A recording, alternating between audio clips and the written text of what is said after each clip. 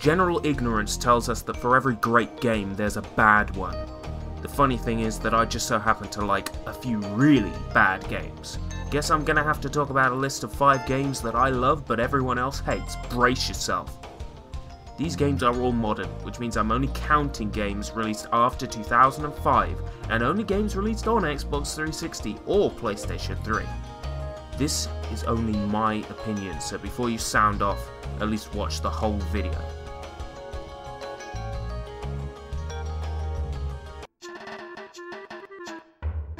The top 5 modern games I love, but everyone else hates.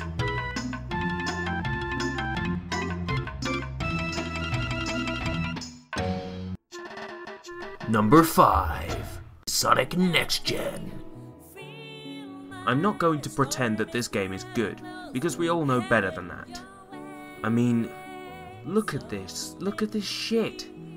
The game is riddled with more bugs than a motel bed, and like those, these bugs do more than just bite. This is hailed as one of the worst games in the Sonic the Hedgehog franchise, and why do we think that is?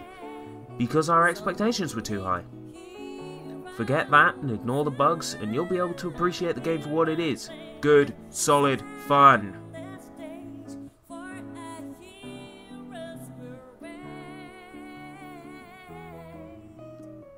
I actually found a lot to love about Sonic the Hedgehog 06.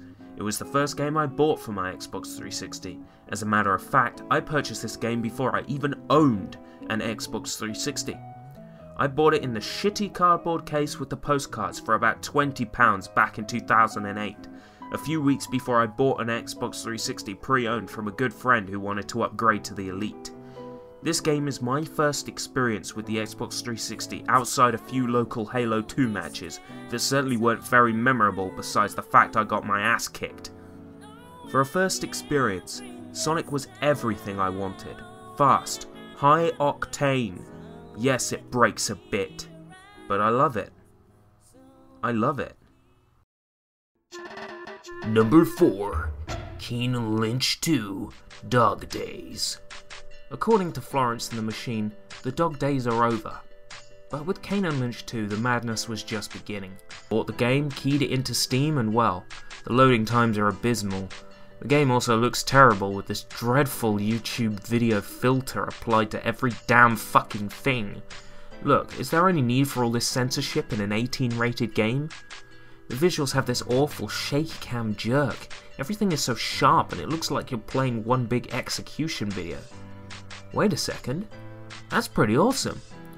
They perfectly recreated that terrible quality grainy satellite video effect and applied it with such hideous realism. This vicious and gratuitous game also contains secured and comfortable controls, perfectly handled aiming mechanics, and plays fantastic with a mouse and keyboard or an Xbox 360 controller. You don't need the most powerful PC in the world to run this either. The voice acting is great. The story is captivating enough. Just too bad the game ends before it actually finished, dragging on for an extra few levels. Had the game had a bit more fleshing out, I'm sure critics would agree. But I personally love this hideous mess. Number 3. Deadly Premonition. This game doesn't necessarily count as one everybody hates, because on the contrary, the cult following and crazy sales prove that Deadly Premonition is loved by enough people to warrant a PS3 director's cut. But the first reactions to Deadly Premonition were a different story. Before the polarizing reviews, they were just negative reviews. Everybody ripped into the game for its terrible controls and, quote, last generational visuals, laddie, ooh, quote. I'm not most people. I'm sure that the last generation visuals do put off some people. But I'd like to see Deadly Premonition even dream to run on a PS2.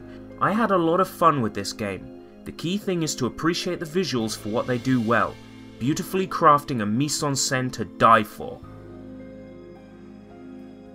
Also, go watch Twin Peaks. Thanks. Number 2. Alone in the Dark. Here's another example of people buying the game expecting something different. If you've had so much as seen the developer diaries, then you knew what to expect. Alone in the Dark is a mess. I can see why people get their knickers in a twist over it. It's because they're bothered about the terrible voice acting. I'll come find you! But besides this, what does the game have? Perhaps the most creative system known to man. You can break objects, tear objects, set them on fire, combine objects. There's a few times you'll need to do these things while being chased by a living earthquake. The game is extremely creative, that's the word. In fact, this game is perfection. Perfection that was dropped a few times in transit, but it is still perfection. Quit your whining, because it's bringing me down. I just wish the ending was better. Both endings sucked. I am the Lightbringer. I am the fucking universe.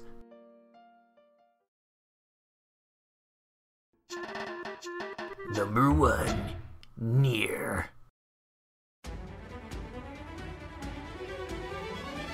Underrated. So grossly underrated and misunderstood that I can't help but think somebody paid for all the bad reviews.